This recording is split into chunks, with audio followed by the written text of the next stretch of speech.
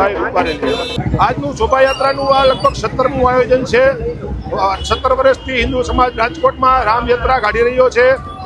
આ વખતે હિન્દુ સભામાં આપણે એ અત્યારના હિન્દુ સમાજને એક મેસેજ દેવાનો છે કે આપણે હિન્દુ સમાજ બધા એક થઈ અને સંગઠિત રહી તો આપણે કોઈ પણ તકલીફ નહીં પડે। સમાજ સંગઠિત હશે તો દરેક પ્રશ્નોનો સામનો થઈ જશે અને સમાજમાં કોઈ પણ હિન્દુઓને કઈ તકલીફ હશે તો વિશ્વ હિન્દુ પરિષદ બજરંગ દળ અડધી રાતે ઊભું છે। તેના માટે આપણે એક નંબર ડિક્લેર કર્યો છે 909 કોઈ પણને કઈ પણ તકલીફ હોય તો આ નંબર ઉપર ફોન કરી અને હેલ્પ માગી શકે છે। બજરંગ દળ વિશ્વ હિન્દુ પરિષદ ગમે ત્યારે હેલ્પ કરશે।